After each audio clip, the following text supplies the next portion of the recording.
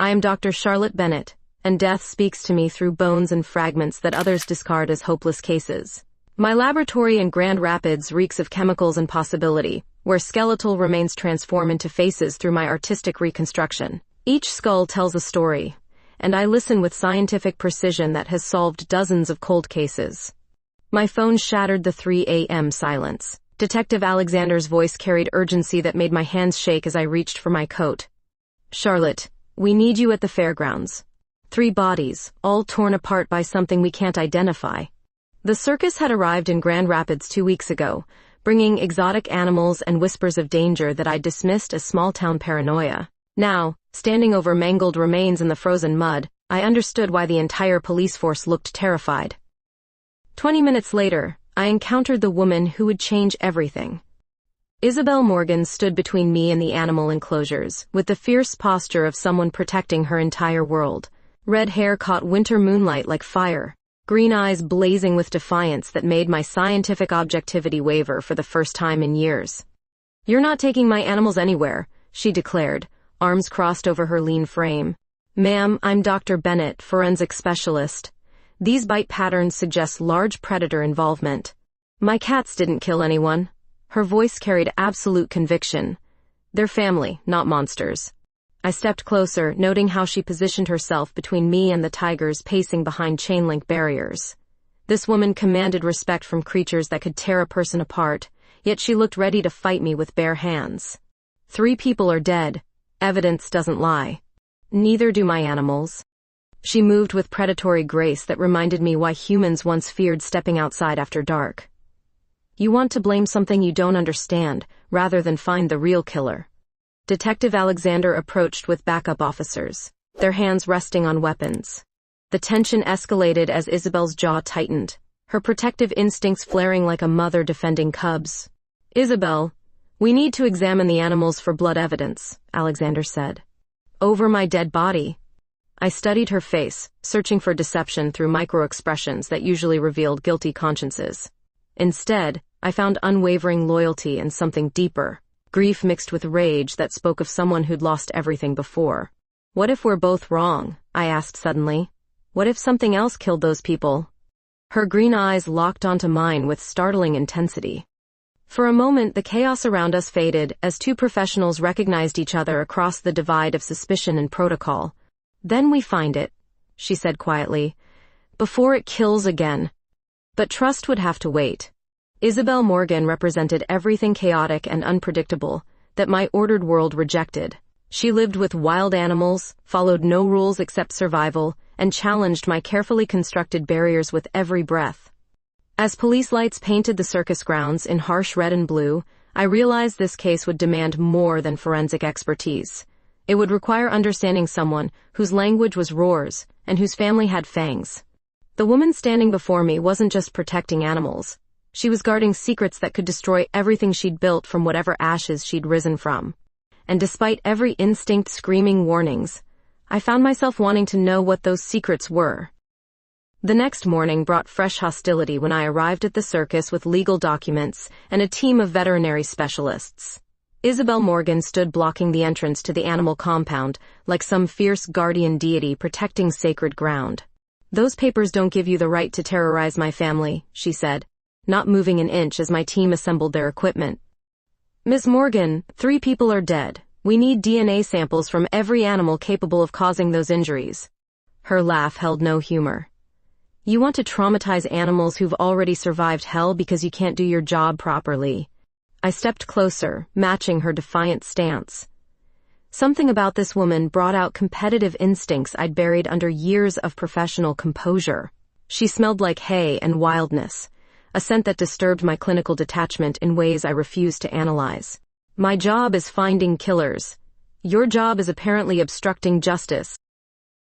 My job is protecting creatures who can't protect themselves from people like you." Our argument drew spectators from the circus crew, creating an audience for what felt like a territorial dispute between apex predators. Isabel's younger brother Wesley approached with concerned eyes, but she waved him away without breaking our stare. The veterinary exam took 4 hours.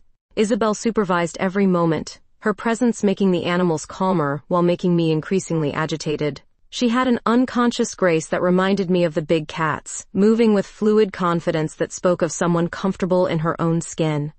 That night, I returned to my lab to analyze samples, but sleep eluded me. At 1 a.m., I drove past the circus grounds and saw lights still burning in the animal area. Isabel walked between enclosures, checking on her charges with gentle murmurs that carried through the winter air. She looked softer in the darkness, her fierce exterior relaxed into something almost tender. When she noticed my car, however, the walls went back up immediately. "Checking up on your suspects?" she called out. "Couldn't sleep. Thought I'd review the crime scene again."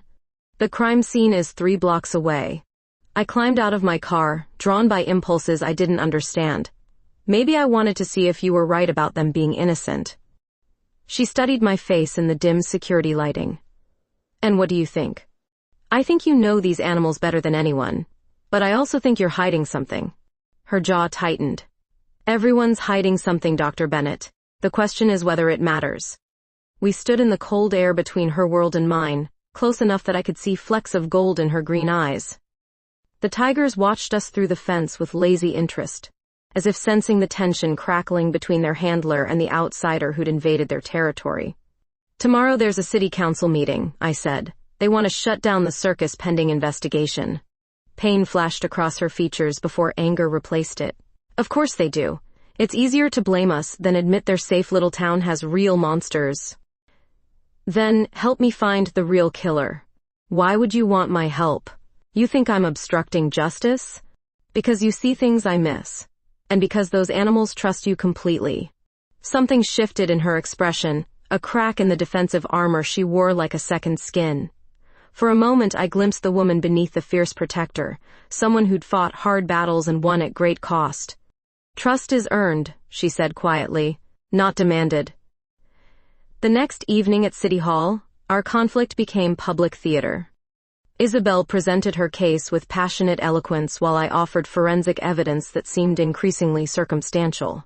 She cited animal behavior studies and spoke about the psychological trauma of captivity, her intelligence matching her intensity in ways that caught me off guard. "Dr. Bennett wants to sacrifice innocent animals to close a case quickly," she declared to the packed room. "Ms. Morgan wants to protect potential killers from proper investigation," I countered, hating how defensive I sounded. But as we debated, I found myself studying her arguments with growing respect. She wasn't just emotional about her animals. She understood them with scientific depth that rivaled my forensic training. Her knowledge came from years of observation and care, not textbooks. When she described the behavioral patterns that made her cats incapable of the attack patterns I documented, I realized she might actually be right. "These bite wounds show hesitation marks," I admitted reluctantly. "Your animals wouldn't hesitate." Her eyes widened with surprise. "Exactly. A wild animal kills clean.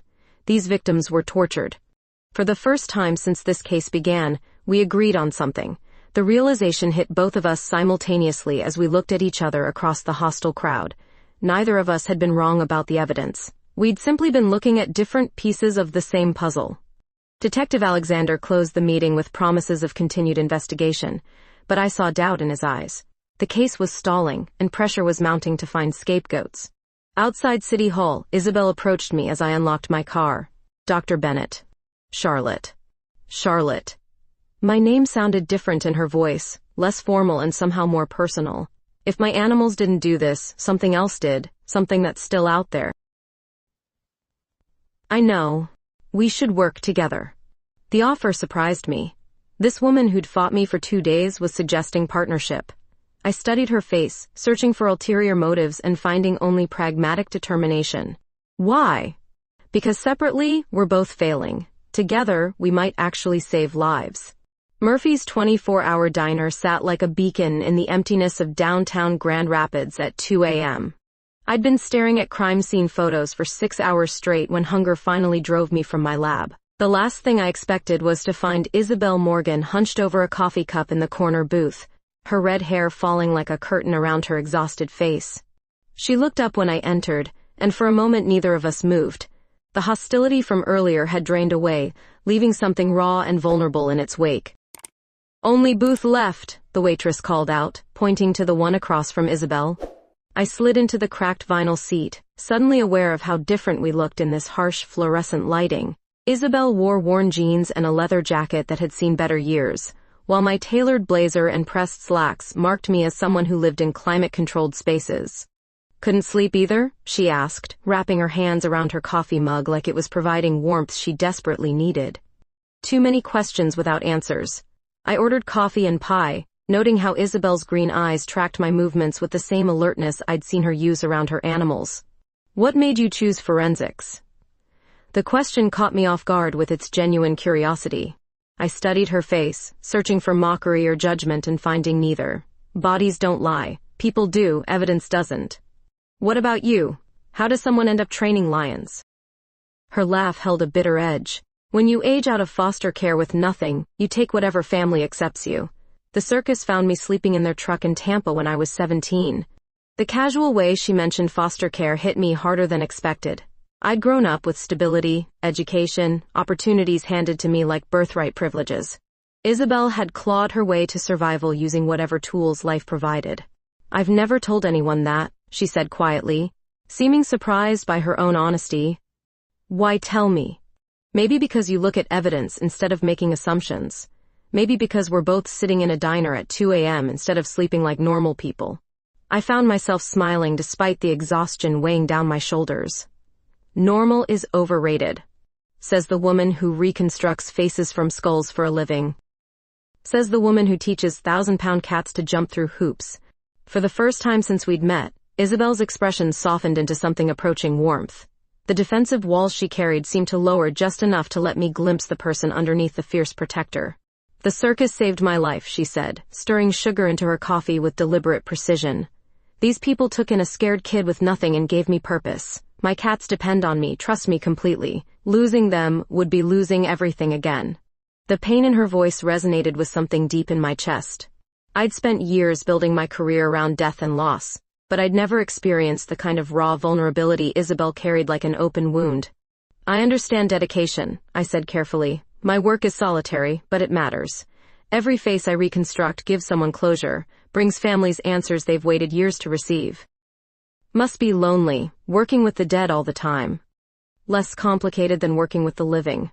She studied my face with the same intensity she used to read her animals' moods. "Is that why you do it? To avoid complications?" The question hit too close to truths I'd buried under professional competence. I'd chosen forensics partly because corpses made no emotional demands, required no messy human connections that could shatter my carefully controlled world. "Maybe," I admitted, surprising myself with such honesty. Our conversation was interrupted when my phone buzzed with a text from Detective Alexander. Another body had been found, this time behind the grocery store 2 miles from the circus grounds. The victim showed similar injury patterns but with significant differences.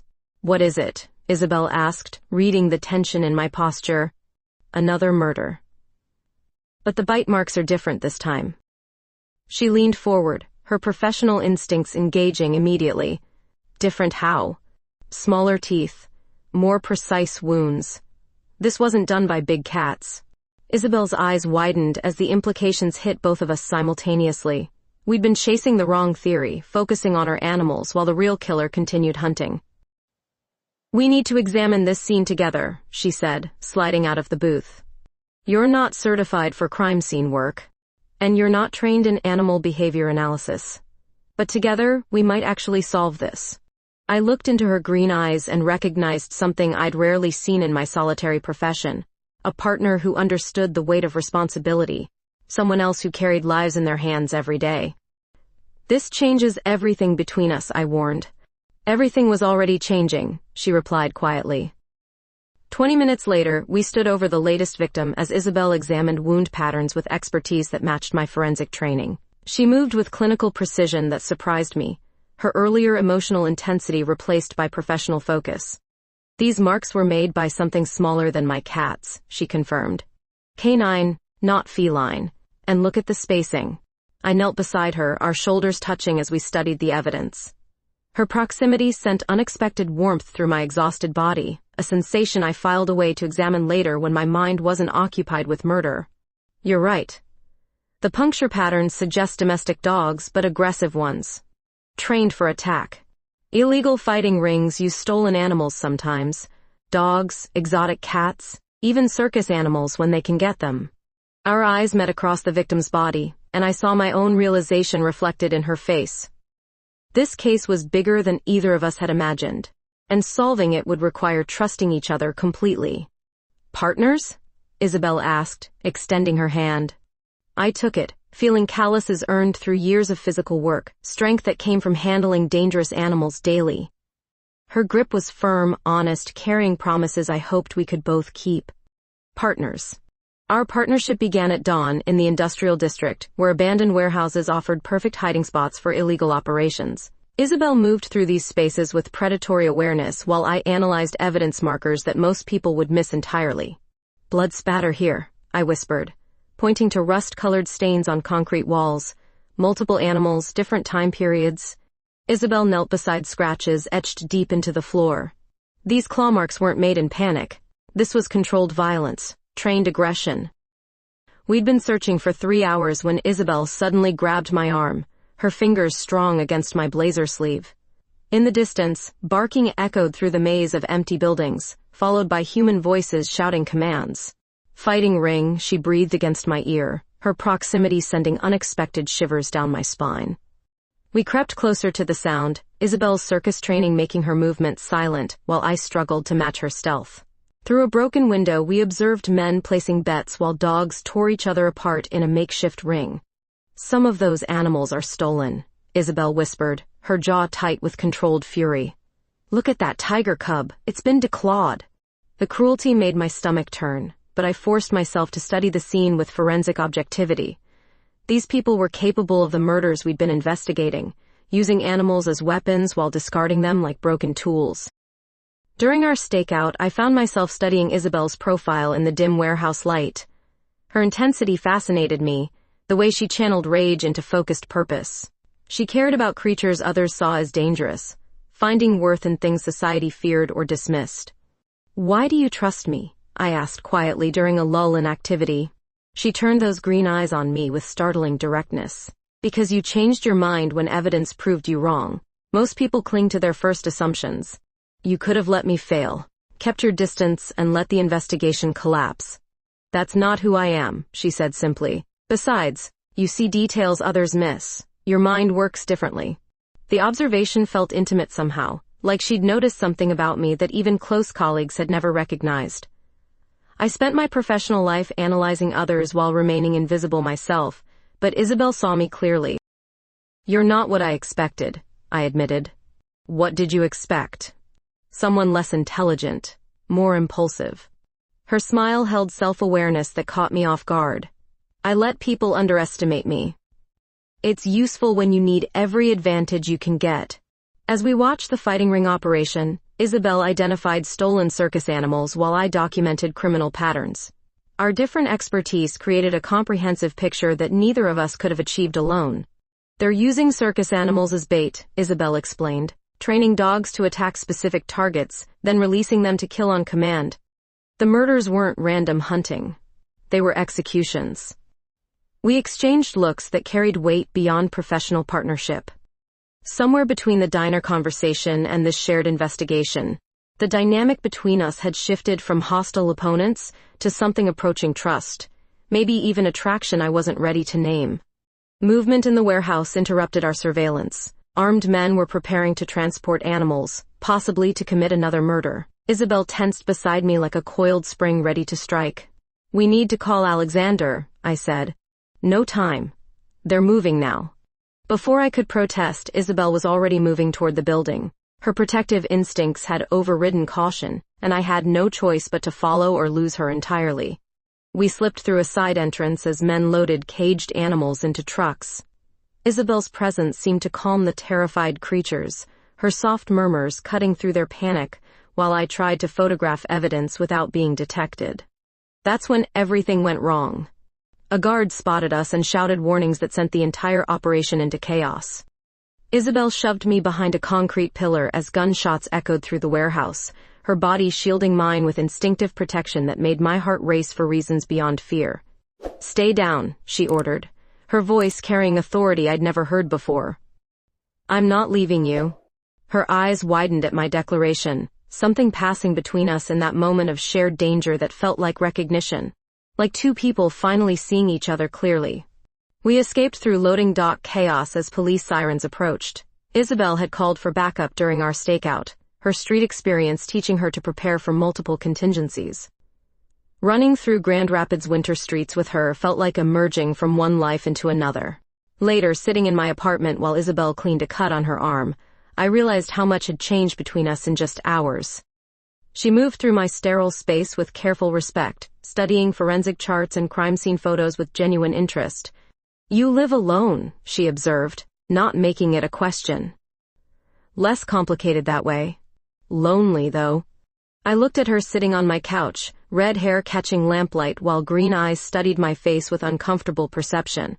She was right about the loneliness, but admitting it felt like exposing vulnerabilities I'd spent years protecting. "What about you?" "Circus life must make relationships difficult. We protect each other. That's family." She paused, seeming to weigh her next words carefully. "But you're right about it being lonely sometimes."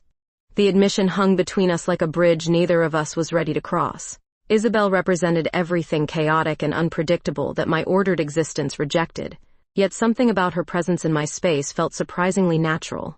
"Thank you," I said quietly, "for protecting me back there. Thank you for not running when things got dangerous." Our eyes met across the coffee table scattered with case files, and I felt something electric pass between us that had nothing to do with professional partnership, and everything to do with two women recognizing possibility in each other. The feeling terrified and excited me in equal measure. The first vision hit me 3 days later while examining evidence from the warehouse raid. I'd been photographing blood-stained fabric when suddenly the laboratory dissolved around me, replaced by flashing images that felt more real than my own memories. I was seeing through someone else's eyes, experiencing their terror as dogs circled in the darkness. The victim's panic flooded my senses until I couldn't breathe, couldn't distinguish between their fear and mine. The fabric in my hands seemed to pulse with residual trauma, channeling experiences that belonged to the dead. "Charlotte!" Isabel's voice cut through the chaos in my mind. She was beside me instantly, strong hands steadying my shaking shoulders as the vision faded. "What happened?"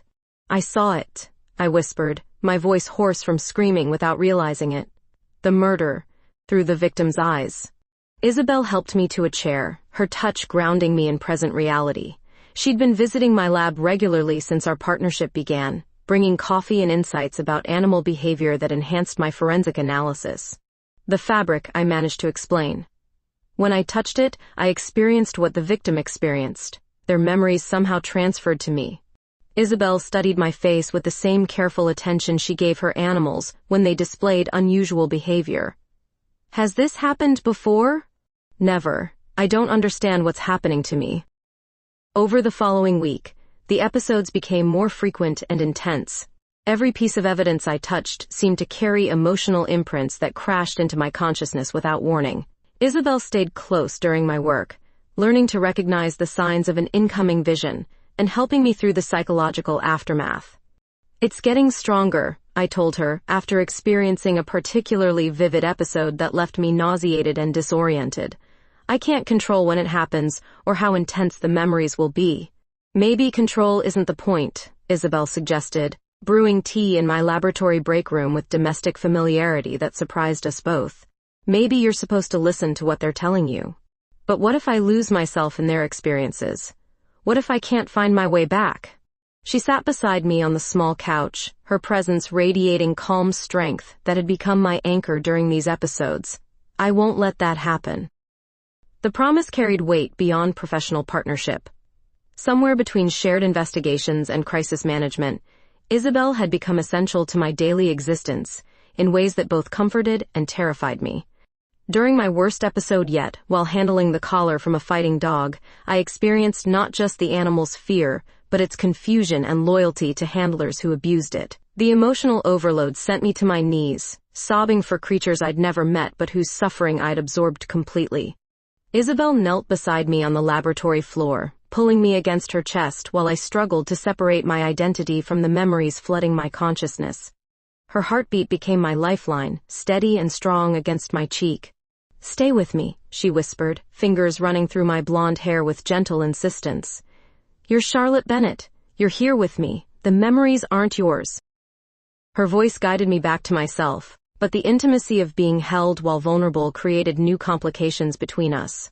I'd never allowed anyone to see me this broken, yet Isabel's presence felt natural rather than invasive. Thank you, I breathed against her shoulder, inhaling the scent of hay and wildness that had become synonymous with safety. Always, she replied, the word carrying promises neither of us was ready to examine. Later that evening, Isabel brought Chinese takeout to my apartment and stayed to help me process the day's revelations. We sat on my couch sharing lo mein while discussing the implications of my strange new ability. The memories you're seeing contain evidence, she pointed out, feeding me a bite when my hands shook too badly to handle chopsticks. You're experiencing details that might not show up in traditional forensic analysis. But at what cost? These episodes are getting stronger and more frequent. Then we figure out how to use them safely, she said with characteristic determination. You're not facing this alone. The casual intimacy of sharing food and conversation in my living room felt simultaneously foreign and natural. Isabel had invaded my solitary existence with circus chaos and emotional complexity, yet her presence enhanced rather than disrupted my carefully ordered world. Why are you helping me? I asked, studying her profile in the lamplight. Because you're important, she said simply, then seemed surprised by her own honesty. The admission hung between us like a confession neither of us was prepared to analyze. Isabel's green eyes met mine with intensity that made my breath catch, and suddenly the air in my apartment felt charged with possibility. Charlotte, she said quietly, my name sounding different in her voice than it ever had before. Yeah? When you experience those memories, what do you see about me?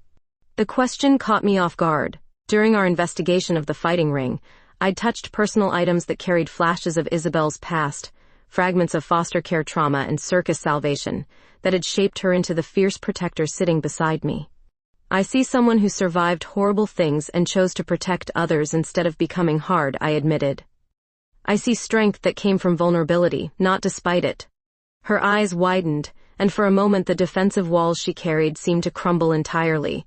Without those barriers, Isabel looked younger, more fragile than the woman who commanded tigers with fearless authority. No one's ever seen me that clearly, she whispered.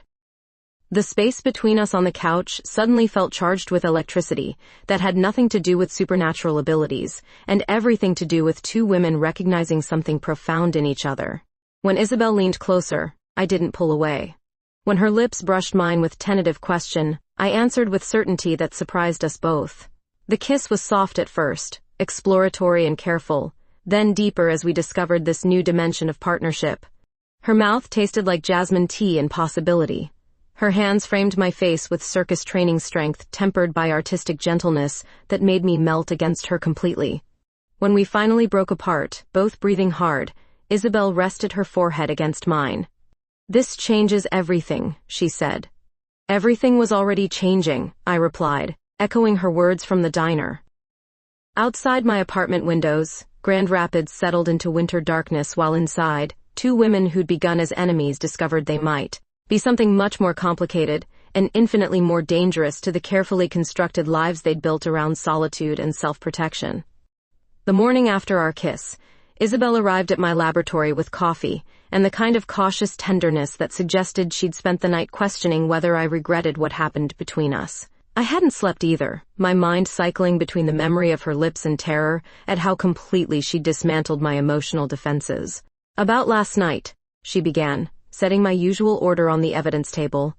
Don't, I interrupted. Not ready for analysis or apologies. Just help me understand these visions. Relief flickered across her face as we returned to safer professional ground. Over the following days, Isabel became my anchor during episodes, her presence allowing me to experience traumatic memories without losing myself entirely. She learned to read the warning signs better than I could, preparing hot tea and soft blankets for the emotional aftermath.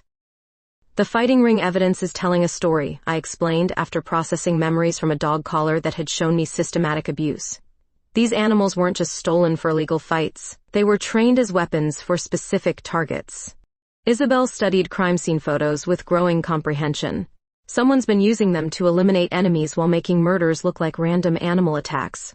But who would have access to both fighting animals and detailed information about potential victims? That afternoon, while Isabel helped me catalog evidence, my ability revealed something that changed everything. Touching a leash from the warehouse triggered visions of Detective Alexander meeting with ringleaders, exchanging money for silence and protection. The revelation hit me like physical assault.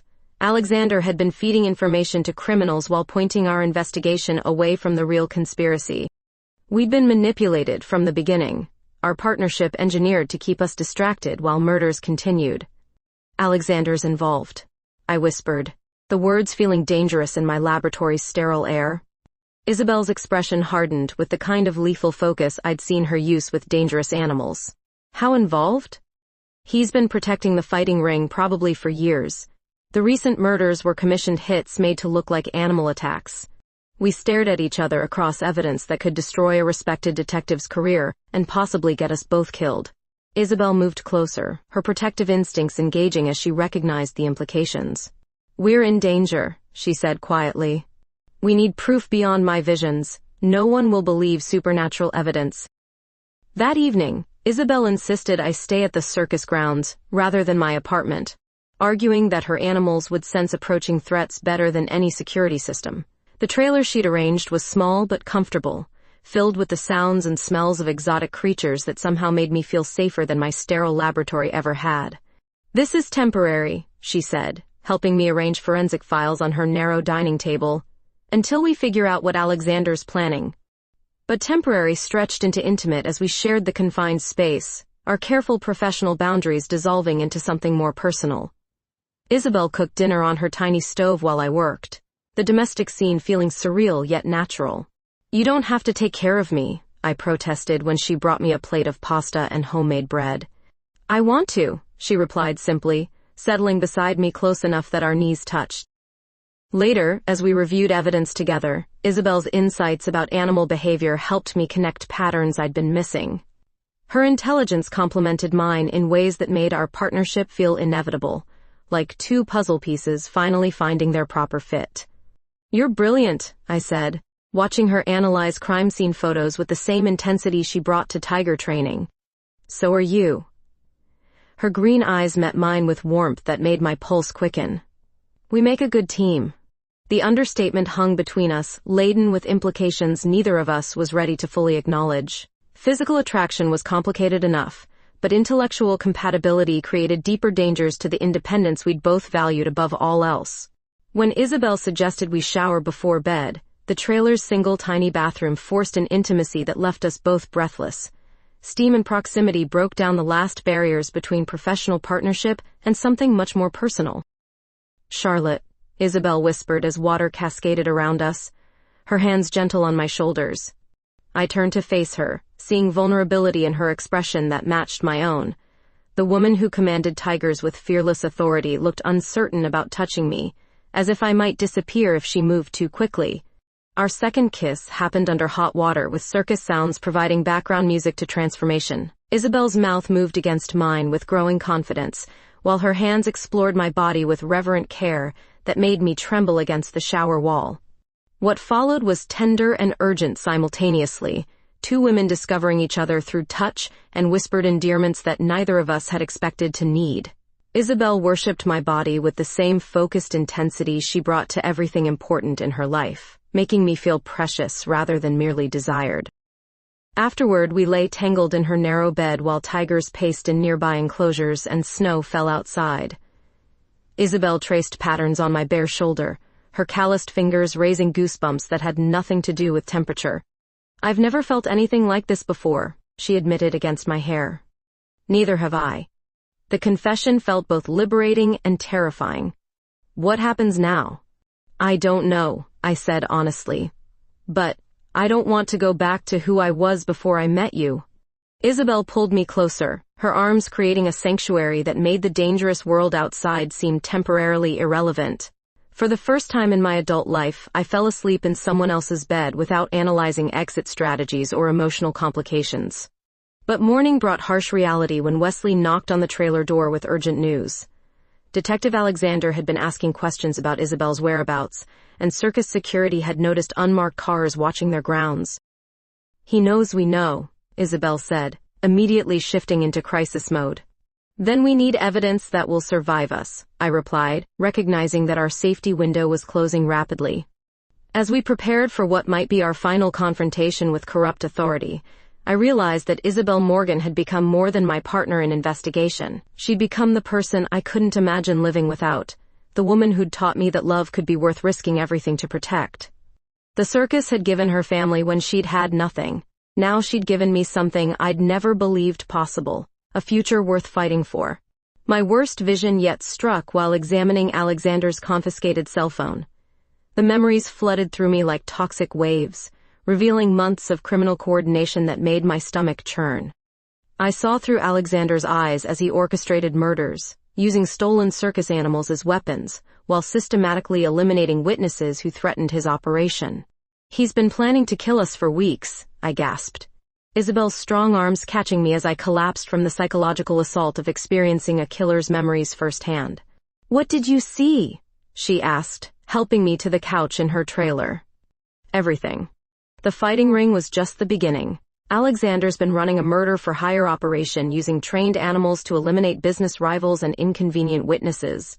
Isabel's face hardened with lethal focus as she processed the implications. Through the trailer windows, circus activity continued normally while we sat in the eye of a storm that could destroy everything she'd built. "How long do we have?" "Not long. He knows about my ability somehow.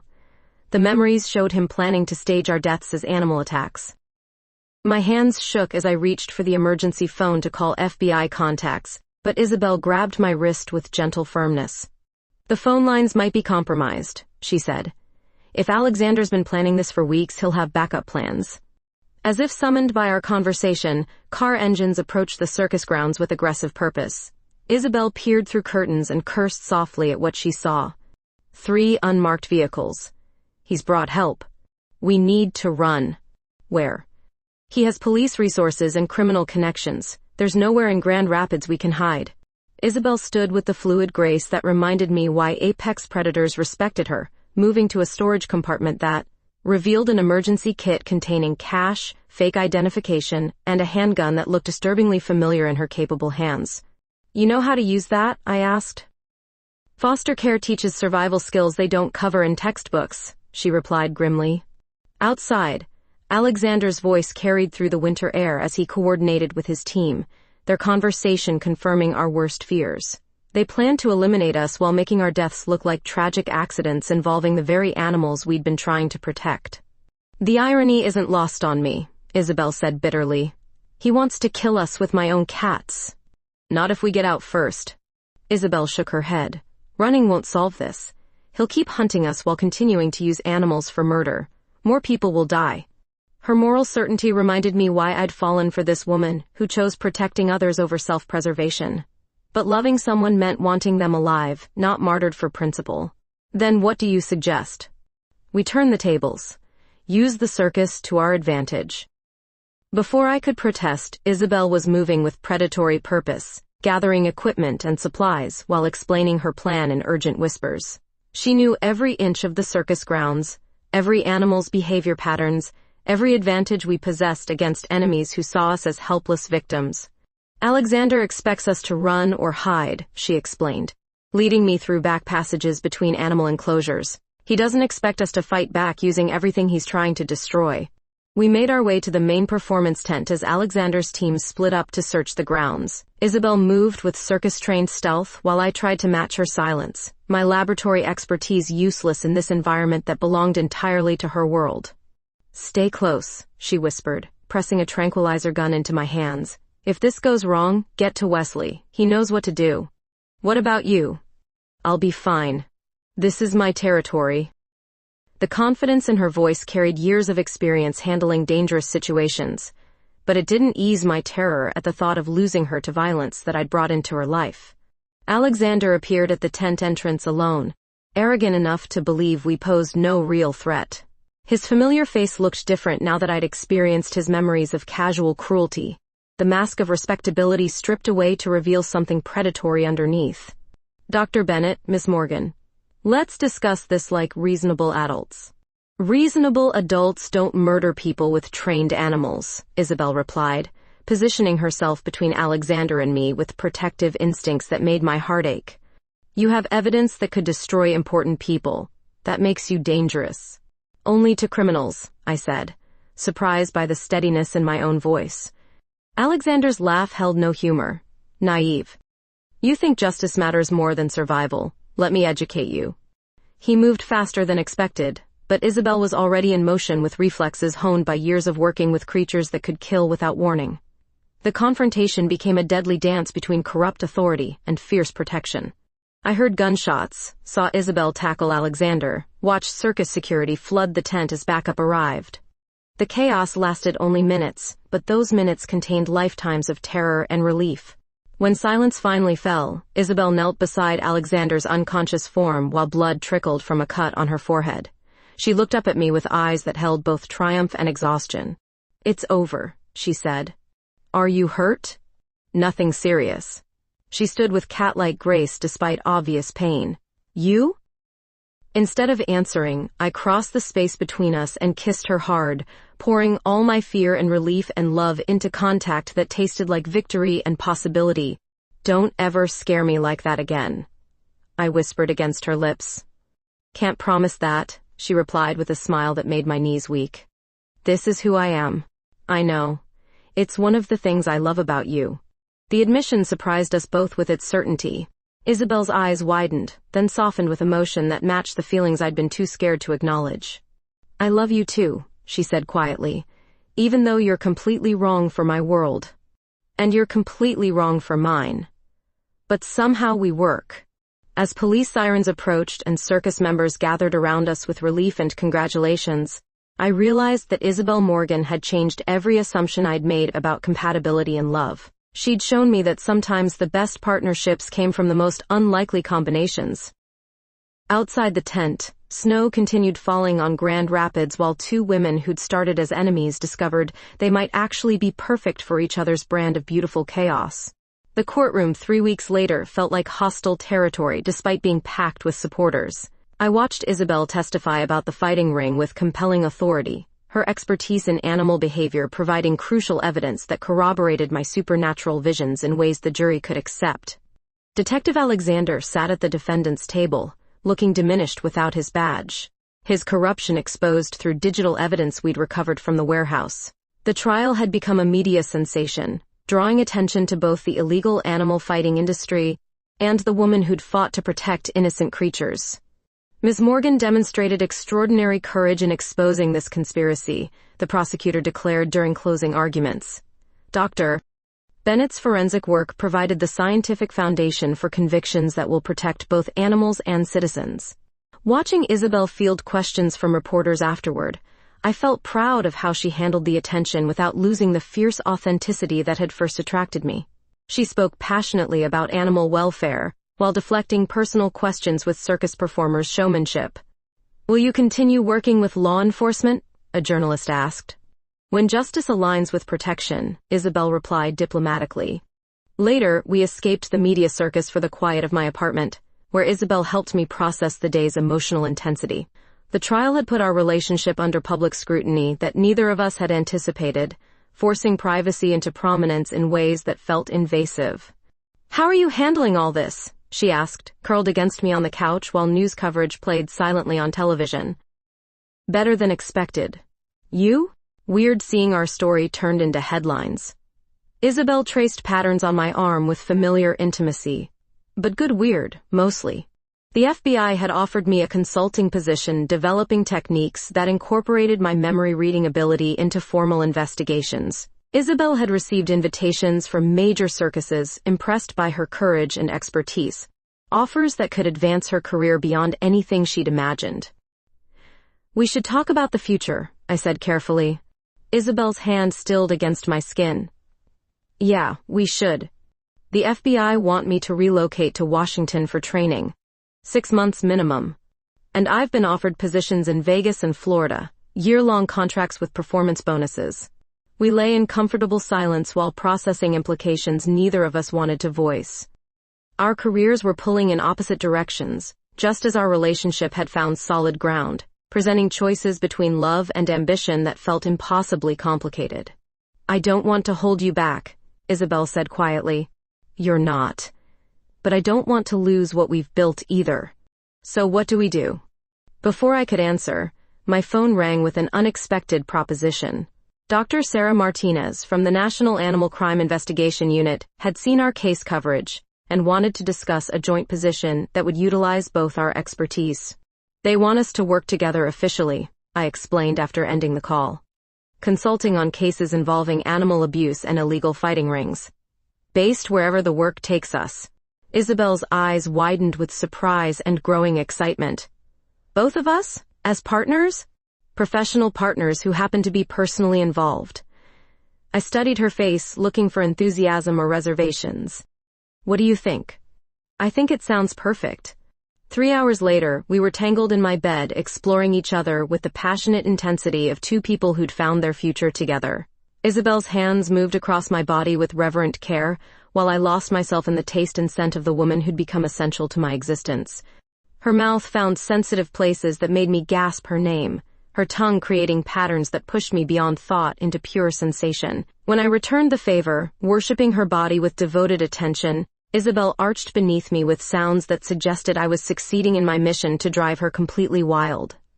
Afterward, we held each other in the darkness while discussing practical details of our new arrangement.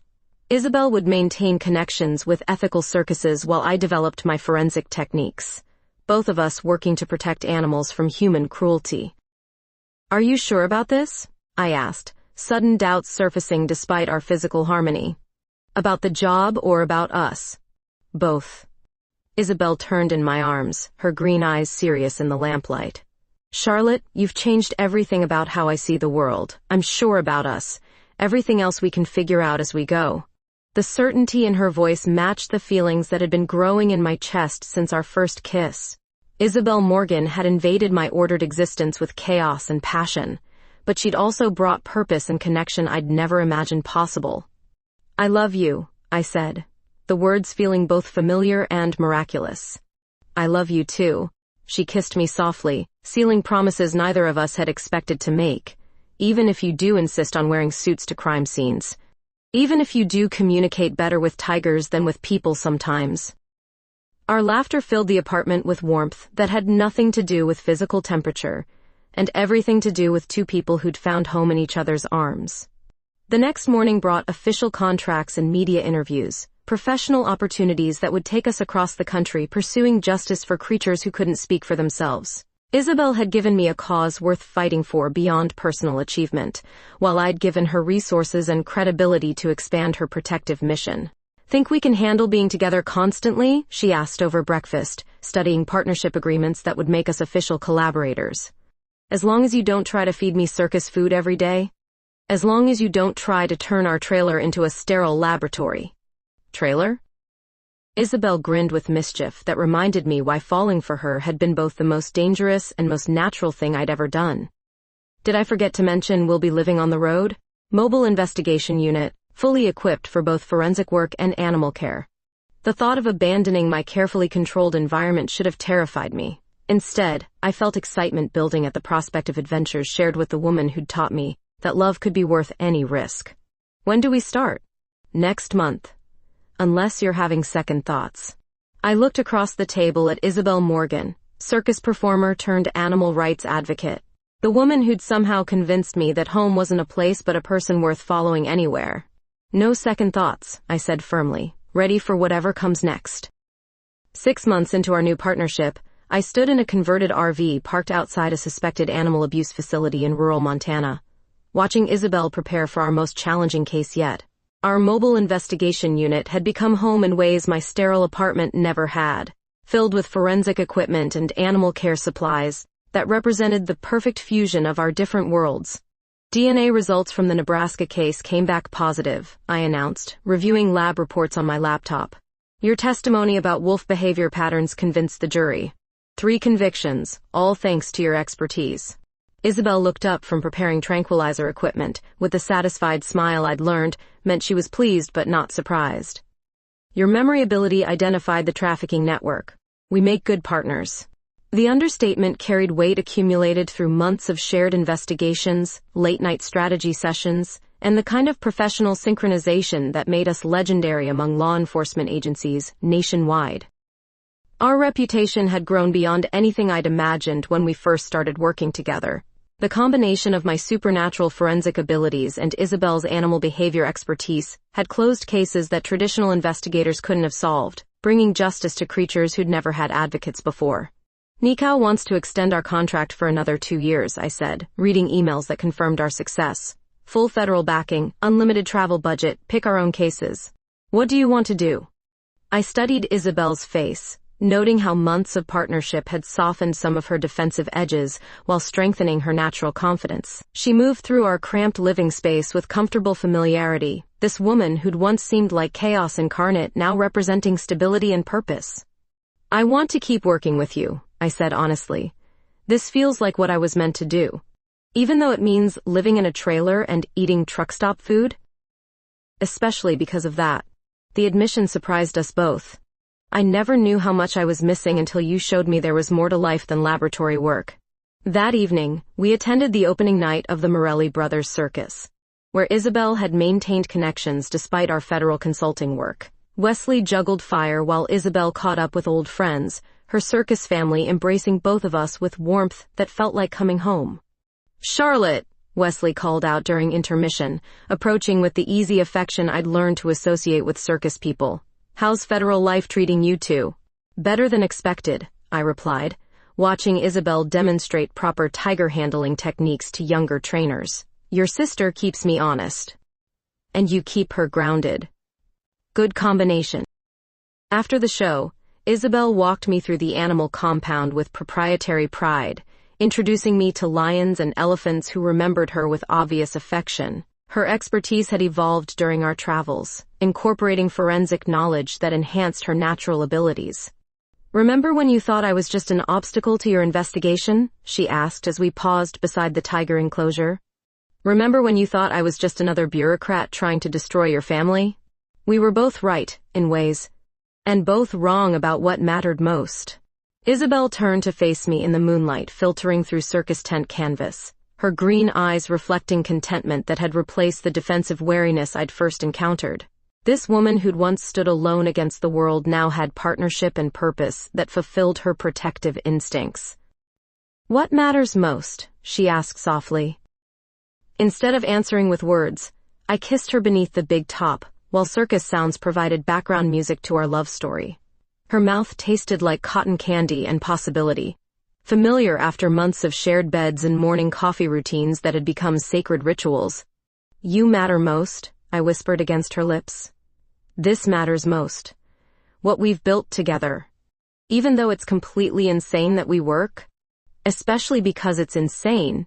Later, in our RV parked between traveling investigators' vehicles and circus trailers, we made love with the passionate intensity of two people who'd found their calling in each other's arms. Isabel worshipped my body with devoted attention while I lost myself in the woman who'd taught me that home could be anywhere as long as we were together.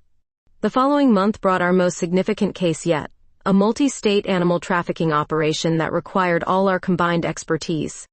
Working together felt effortless now, our different skills complementing each other with the kind of professional harmony that made complex investigations seem manageable.